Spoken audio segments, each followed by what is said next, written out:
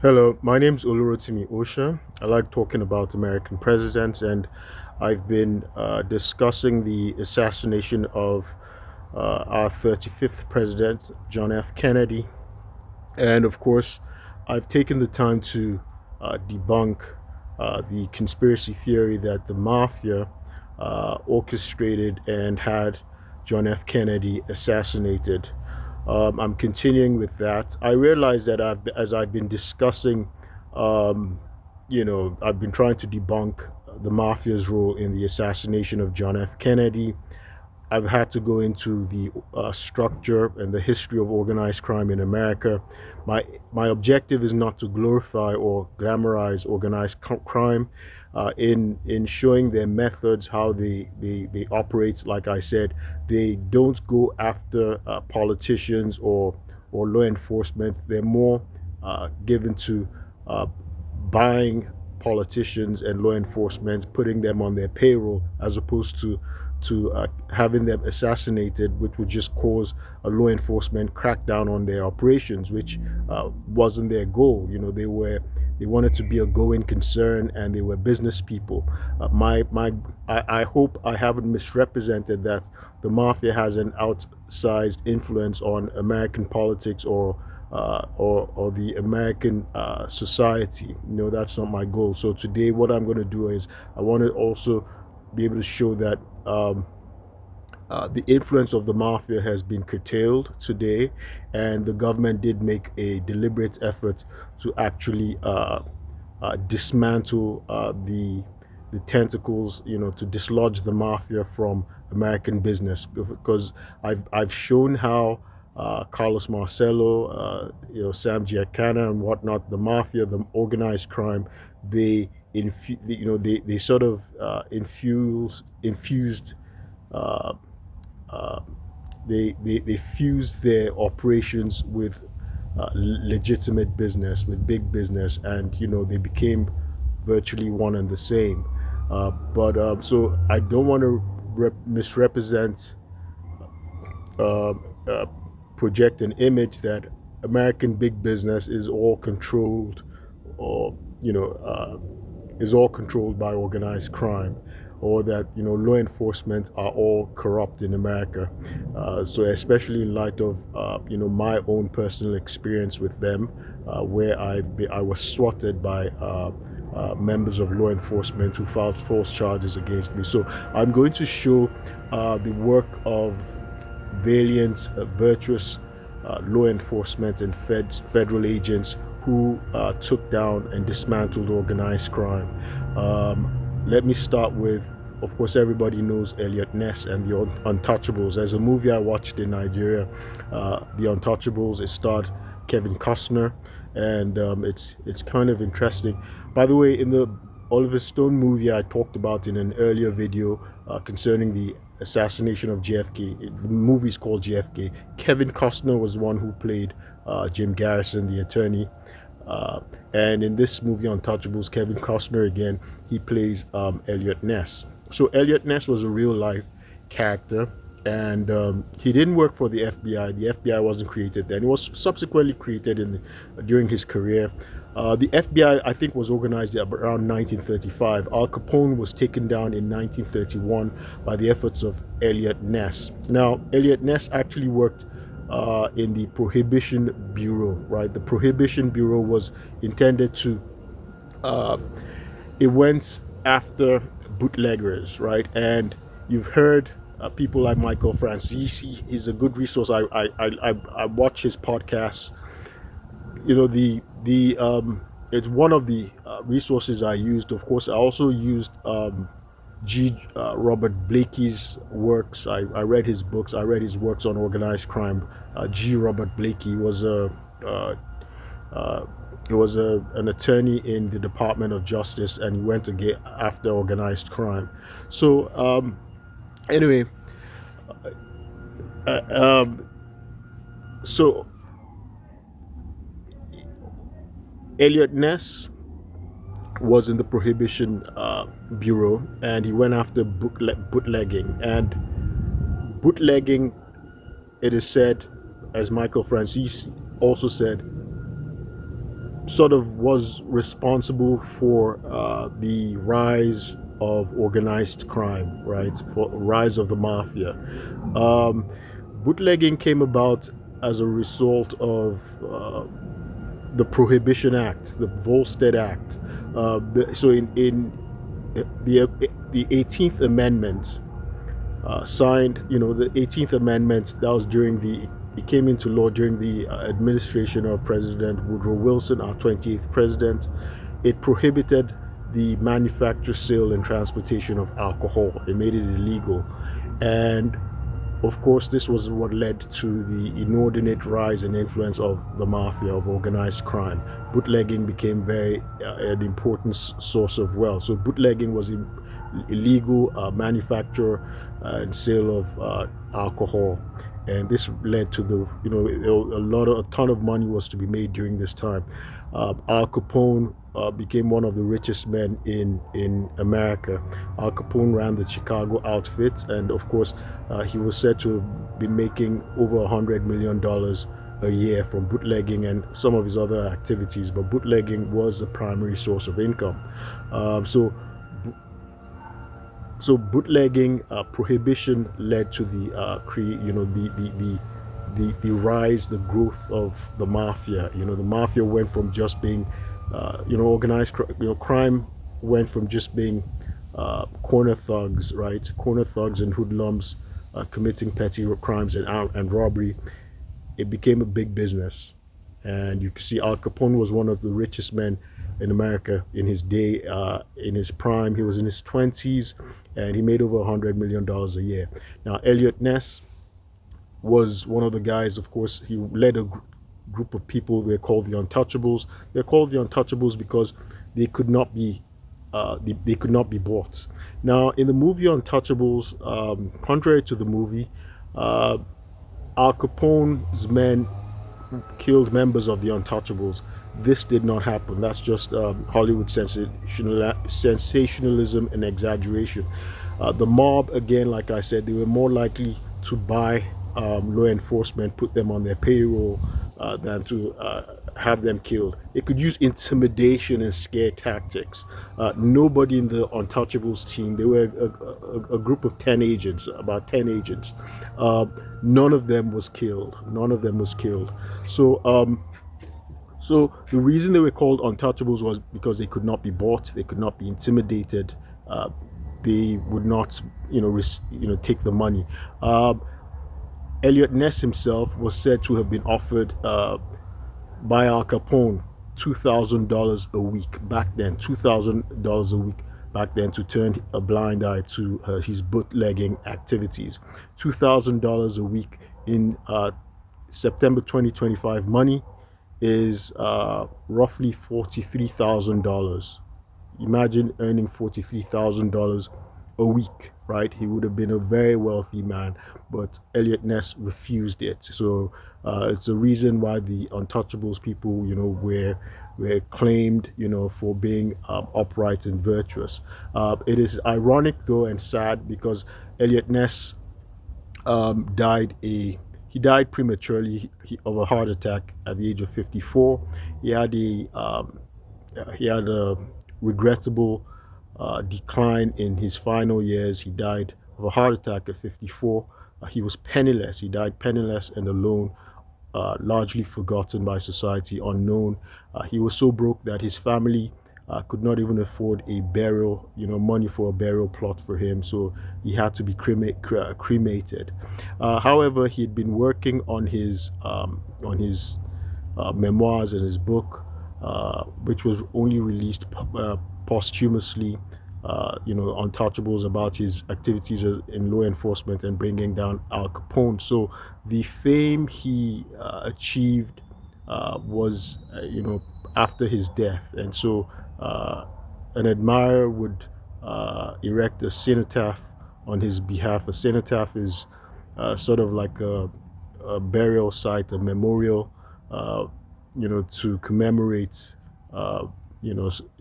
a dead person whose remains are somewhere else, right? So he got a cenotaph erected in his memory, and unfortunately, as I said, he died penniless. In the aftermath of his arrest of Al Capone was arrested in 1931. He was convicted for tax evasion. Tax evasion. I'm going to get into that later on, and not for his bootlegging activities. So it was the Treasury Department that actually took him down. But shortly after Eliot Ness arrested Al Capone, he initially gained a lot of fame, and he worked in public service for a while. He was the director of public safety in Cleveland, and but it is ironic that he led the prohibition efforts against the biggest mobster, you know. But after prohibition it was dismantled, it was repealed in 1933 just because of the chaos it had instigated. Of course, he had instigated a lot of crime and mob activities. Um, it is ironic that Eliot Ness became an alcoholic, and it affected his career. He was involved in a drunk driving accident, and his attempts at covering up, uh, you know, the incidents, you know, negatively impacted his career as a public servant. And he just sank into alcoholism, a couple of failed marriages. He never had a child, a biological child. And as I said, he went into private business, and the private business he went into failed, and he died penniless and in debt, and alone. It's kind of sad. But of course, he gained this meteoric success and iconic status, legendary hero status, after his death. Importantly, though, Eliot Ness' work as a prohibition agent was within the Treasury Department. So the prohibition agents were actually in the Treasury Department. At some point, they moved over to the Justice Department, and J. Edgar Hoover was given control. It came under the control of J. Edgar Hoover, but J. Edgar Hoover did not want to integrate it fully with the FBI, because of its notoriety in corruption. So the prohibition agents were known to have been very corrupt, and which makes Eliot Ness and his Untouchables team members very, very significant, just because they refused to be bribed by the mafia, by the mob, when their colleagues were actually taking bribes. And so J. Edgar Hoover left them as a unit on their own. Eventually, the they they've evolved over time. They went back to the Treasury, went back to the Justice Department, and what was the Prohibition Bureau is now known as the Bureau of Alcohol, Tobacco, and Firearms. And so they are a part of the Department of Justice, the Bureau of Alcohol and Tobacco and Firearms, otherwise known as the ATF. So, so as I was saying, though, that it was, the Treasury Department, Treasury agents who took down Al Capone. Of course, Eliot Ness was leading bootlegging raids, and he would kick down, the warehouses and operations of Al Capone. And of course, he famously refused to be bribed by Al Capone to receive $2,000 a week to turn a blind eye to his bootlegging operations, which is the equivalent, as I said, of $43,000 a week in 2025 money.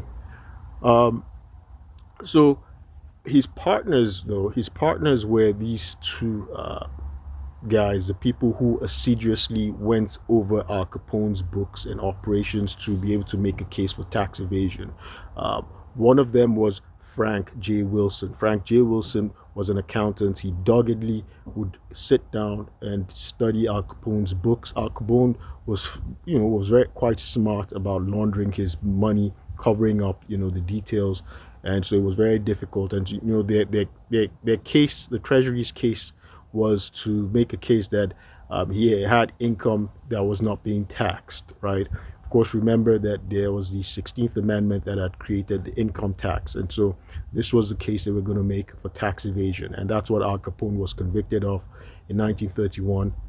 He got 11 years for tax evasion. And so there was Frank J. Wilson. Frank J. Wilson, unlike Eliot Ness, would go on to have a very illustrious public service career in public service. He became the head of the Secret Service, right?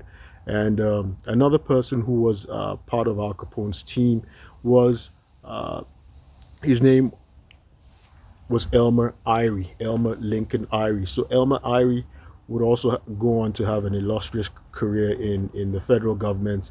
He ended up being the head of the chief of the Internal Revenue Service, the longest serving head of the Internal Revenue Service. Interestingly, he wrote a book called Tax Dodgers in his autobiography, and I'm going to talk about that later on.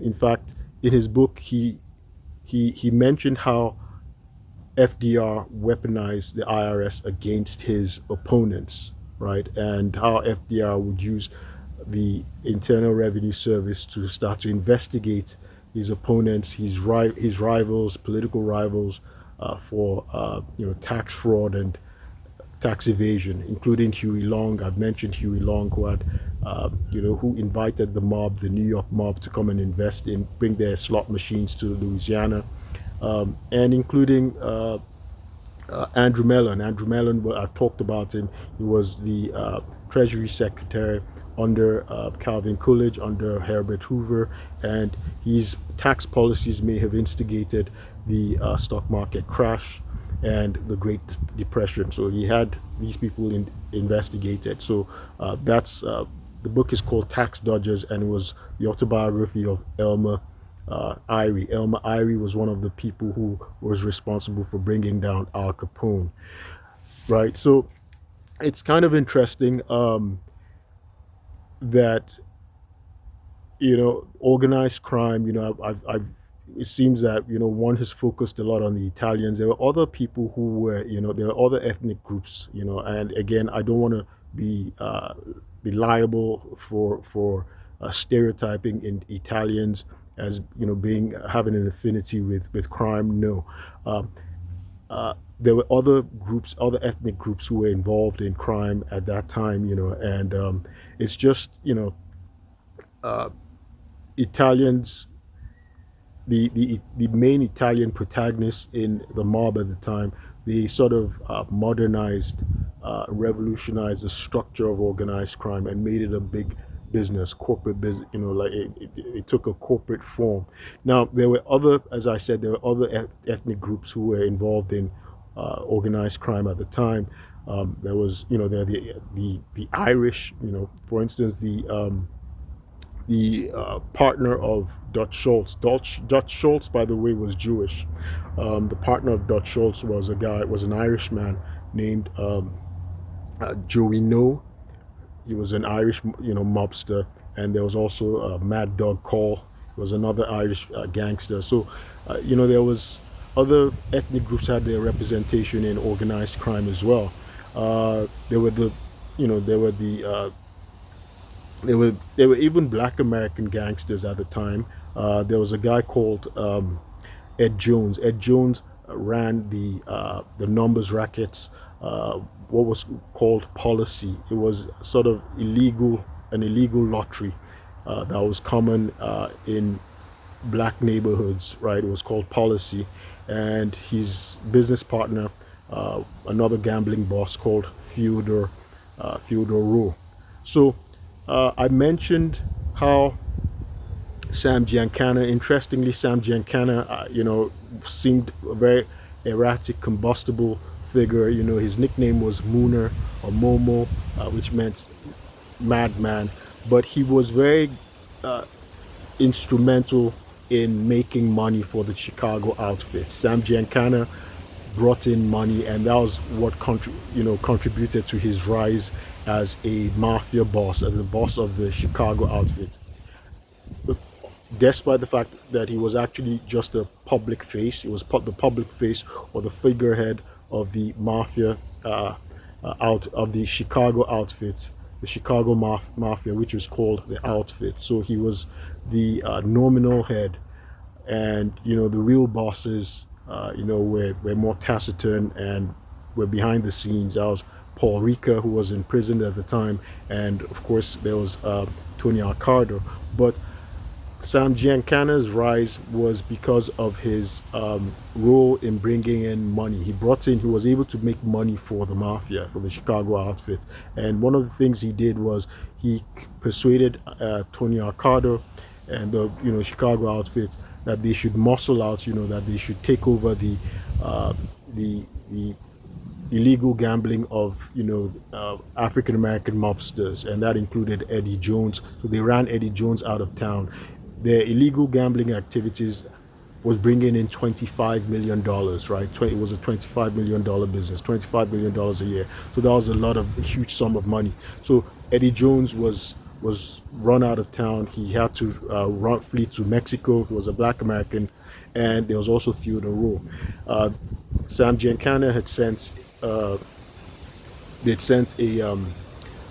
mobster, a made man, to actually kill Theodore Rowe, because Theodore Rowe refused to give up his business. They threatened him, they tried to muscle him, but he refused to give up his ownership of the black gambling business, illegal gambling in the south side of Chicago, and so they sent a made man to kill him. He killed the made man, and he was acquitted of murder in court. It was termed self-defense, but he was subsequently killed in his home. He was assassinated in his mansion. So there were the black, there were the black mobsters as well who had substantial money, but Sam Giancana ran them out of business, which contributed to his rise as a boss of the Chicago outfits. Apart from that, there was the Jewish mob as well. There was a Jewish mob. Of course, we know Meyer Lansky was Lucky Luciano's accountant, right? And apart from him, there were other guys, Dutch Schultz I mentioned earlier, and there was a guy called Albert Rothstein. Albert Rothstein actually was Lucky Luciano's mentor. Albert Rothstein was a guy called The Brain. I've read The Great Gatsby. A lot of us have watched the movie The Great Gatsby, written by F. Scott Fitzgerald. F. Scott Fitzgerald is one of my favorite authors, and he actually wrote a fictional character modeled on the life of Albert Rothstein. The guy's name was Meyer Wolfsheim.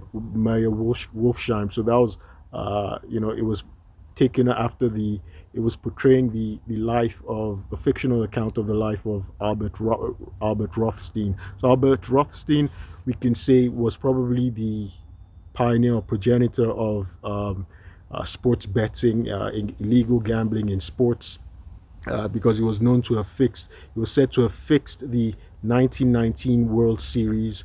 Of course, this is particularly significant right now because there were some black American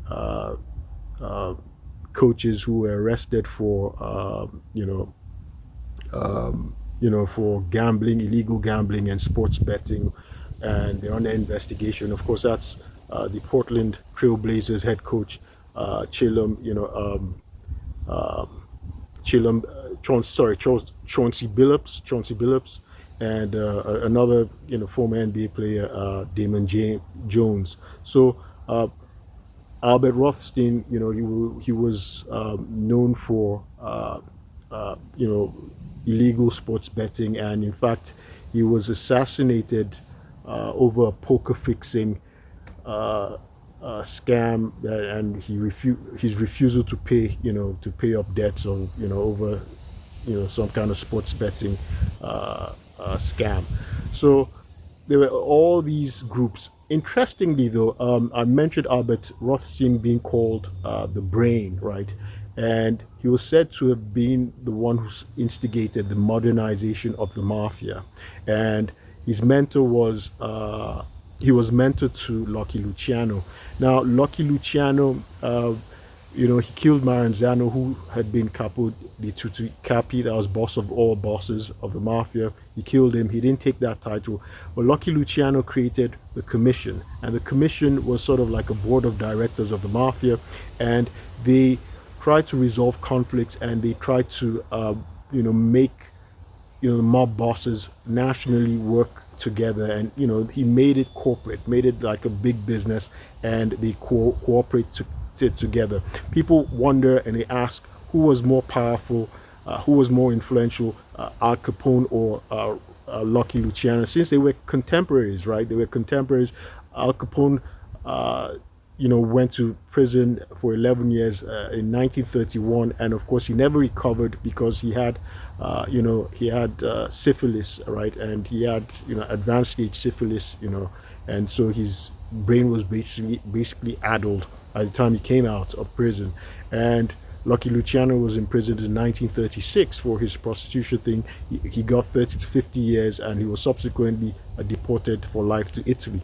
Now, in his prime, Al Capone made over $100 million a year, and he was one of the richest Americans. Lucky Luciano made about $12 million a year. So Al Capone's outfit made more money, but Al Capone's influence was restricted to Chicago, right? He was very powerful and strong in Chicago, and he was more ruthless. He was very hands-on.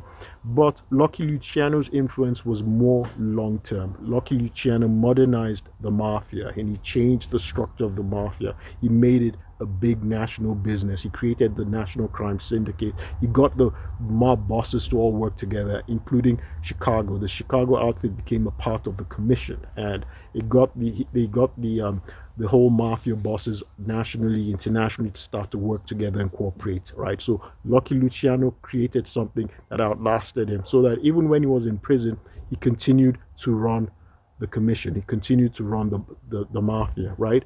He had surrogate bosses, but he continued to be the decision maker. And even when he was deported to Italy, he continued to be the decision maker. So his influence outlasted Al Capone's. Al Capone, once he was imprisoned, in fact, he lost all his wealth, because he said Al Capone, he lost his brain, he couldn't remember anything because of syphilis, and he had been hiding his money. He dealt in cash. He had all these safety deposit boxes all over the country and in Cuba, but he put them under assumed names, and nobody could find so when he came out, nobody could find his wealth. Of course, his underlings took over the operations once he was in prison, because again, he'd become he'd become demented from syphilis, and they said he was, they were giving him mercury injections as treatment for his syphilis back then, and so it messed up his brain. And so his niece wrote about him, Deirdre Capone, and she talked about how they became broke. And his son, he had a son, an only son, Albert Capone. He changed his name to Brown, his last name to Brown. And his family, they only had the mansion, and they sold the mansion that they had. He struggled with money. He became a regular guy. Nobody even knew that he was Al Capone's son, only members of his family. He moved to Florida, moved to California, and took a regular job. So his family didn't even have his money, right? Nobody had his money. He was one of the richest men in America, but because he lost his mind, he became demented. He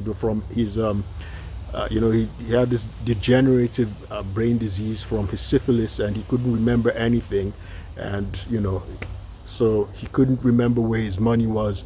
And so his family, they lost his fortune. His fortune was lost. But the influence of Lucky Luciano, it continued with the commission and the organization of the mafia networks, and how it infiltrated big business, legitimate business. Of course, how the mob started to invest in casinos, take over casinos in Las Vegas and different places. Now, again, like I said, I don't want to leave an outsized influence of the mob. I mentioned that there were federal agents who were virtuous, they were valiant, they were dogged. They did take down the mafia. There was what was called the commission trials. By the way, the president who ordered the the takedown of Al Capone was Herbert Hoover. So at least, hey, that was one thing he did. So he ordered the takedown of Al Capone. That's Herbert Hoover during his time. And Al Capone was locked up in prison. He was convicted of tax evasion in 1931. Now, in later on, subsequently with RICO came up. RICO is called, that's a racketeer influenced and corrupt organization, and this was a powerful act that was created to take down the mafia, right?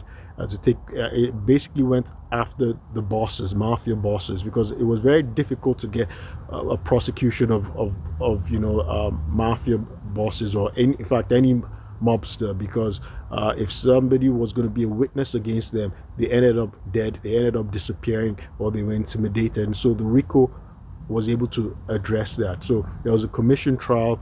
There was this widespread electronic surveillance of top mobsters, and so Rudy Giuliani was the prosecutor, and he was able to take down about 11 top mob bosses, including Tony Salerno, right? Tony Salerno, it turned out, was not the real boss of the Genovese crime family. The Genovese crime family was the strongest crime family in New York, of course, in the United States at the time. Tony Salerno, it turned out, was just the public face. He was the figurehead. The real boss was Vincent Gigante, who was pretending he was crazy. Vincent Gigante was pretending for 30 years that he was insane, checking himself into psychiatric institutions just to evade law enforcement. So Tony Salerno, through what was called the commission trials, which with the lead prosecutor Rudy Giuliani. We know Rudy Giuliani. He later became mayor of New York and a presidential candidate. So he took down the mob bosses at the time. Interestingly, the defense, the mob bosses would admit that there was a mafia, but they claimed that the mafia was not involved in crime, that they were legitimate businesses. Again, remember, by this time, the mafia, one of the things that the modernization of Lucky Luciano and the commission did was they invested in legitimate businesses. They laundered their money, and they created all these front businesses that were big businesses, right? Including Carlos Marcello. All the mob bosses, they had these legitimate big businesses. But the RICO Act was able to help this widespread electronic surveillance, wiretapping of mafia bosses, and Rudy Giuliani was able to bring down the top mob bosses, and this left a vacuum. It left a vacuum in the five families in New York, as they were imprisoned for life. Tony Salerno got convicted for 100 years, but one of the guys, he was an underboss of the Gambino crime family. I think his name was Gravano. He would reveal that Tony Salerno was not the real boss of the Genovese crime family. The real boss was the guy who everybody had thought was insane, the odd father, Vinny, the Chin, Gigante. He was a real boss. So eventually, even though Tony Salerno got convicted got 100 years in prison, Gigante was convicted for obstruction of justice. He took a plea deal, and he got 12 years in prison. He died in prison, but he got 12 years in prison, and which is ironic because he was a real boss. He was the one pulling the strings and all that.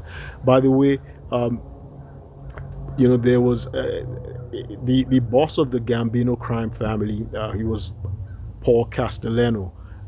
John Gotti, that everybody knows. John Gotti saw, in order to make sure that, these bosses, because one of the things that, mobsters could do, they could violate omerta to get a plea deal, and they could turn informants, they could do things, turn people in. And so John Gotti saw an opening, and John Gotti had Paul Castellano, who was the boss of the Gambino crime family. He had him assassinated, and John Gotti got to be the boss of the Gambino crime family. Now, Vinny the Chin Gigante was pissed off by John Gotti's actions, because remember, if bosses, now with the creation of the commission, in order to have a hit, right, to be legitimate, because they had their code of conduct, they needed to get authorization from the commission. to take a boss out, or to to authorize a hit of a made person or a boss, right? And so John Gotti did not seek permission from the commission, and because of that, Gigante ordered the assassination of John Gotti. And his car was bombed, but he survived, he escaped. But John Gotti himself eventually would be convicted under the RICO Act and get life imprisonment for the assassination of, which included the assassination of Paul Castellano.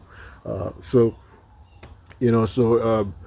the the federal government did a good job, and that was another reason why I've been saying that the mafia could not have been responsible for the assassination of John F. Kennedy. Their methods were to try and buy, law enforcement, bribe judges, bribe politicians, get cops on their payroll. They didn't want to crack down on their activities, right? They were more likely to cooperate uh, with with law enforcement, or public servants, to turn a blind eye and to bribe them, rather than go all out and assassinate the commander in chief of the armed forces of America. That would be a major blowback on their operations. It would be a destruction of their operations, and you can see how the RICO all but decimated the mafia, the RICO Act. And so the government can create anything, create any law to just destroy the mafia.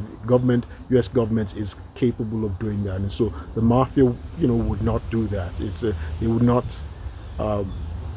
would not, orchestrate the assassination or be involved in the assassination of the president of the United States, just because they know what sort of blowback the government could instigate. The government could virtually destroy their organization. So the mafia was, they were more likely to use methods. They had the money. Their objective was to keep making a lot of money, and they could make money to bribe politicians, right? There's a guy. I read the biography of one of the mob's. One of the lawyers who always got the mob off the hook. He represented John Gotti a couple of times. John Gotti was called the Teflon Don because he was always beating cases, right? He was always getting acquitted, constantly getting acquitted. His downfall, his Waterloo, was his assassination, his ordered hit of the Gambino family boss, who was under investigation during the commission trial. He was indicted as well. That's Paul Castellano. But John Gotti was known as a Teflon King because he was always getting acquitted. He would bit any case, but he had this attorney. Can't remember his name. What was his name? But anyway, James Patterson wrote a book about him. I can't really remember his name. When I remember, he wrote Defense Lawyer. It was about the life of the attorney, defense lawyer. James Patterson wrote it. When I remember, I will do a subsequent video, and I'll mention his name. But their job, they got lawyers to represent them. There was Frank Ragano, the mob lawyer. They paid excellent lawyers. Frank Ragano was one of them, and so they were more likely to pay lawyers, pay attorneys, pay excellent attorneys who could help them bid a case, and bribe judges, bribe politicians. That was what they were more likely to do. Of course, the bribing of politicians got them in trouble as well. For instance, Carlos Marcello, that was what led to his conviction, which was subsequently overturned. He did 8 years in prison for bribing politicians to get a contract. And there were other mob bosses as well, other people, and their representatives, who got arrested. There was a guy called Alan Dorfman. Alan Dorfman was known as he was also the accountant for the mob. He was, a Jewish accountant, and he got assassinated, but he also was convicted for bribing, bribing public officials, for bribing a senator and things like that. So yes, bribery was another thing that could get them locked up. But again, they had excellent attorneys that they could pay lots of millions of dollars to get them off the hook, because they were making a ton of money. They're making a ton of money from their illegal activities. So my goal today was to just talk about the valiant activities of the government to take down the mafia. That indeed, while the mafia's, their methods were to infiltrate and to bribe, to bribe public officials, there were also those public officials. You always have those dogged, untouchable public officials who are able to resist and want to uphold the law, and they're able to take down organized crime. And Eliot Ness was one of them. And even Rudy Giuliani. Rudy Giuliani would successfully prosecute the mob leaders during the commission trials using the RICO Act. Anyway, I think I should stop here. I'll do a subsequent video follow-up if I have to. And I like talking about American presidents, and I also draw attention to color of law violations, pivoting on subordination of perjury and fraud on the courts. Again, I talked about public officials and corrupt law enforcement who swatted me on May 16, 2023 in my home. I'm a law-abiding American citizen. I pride myself on being a law-abiding American citizen.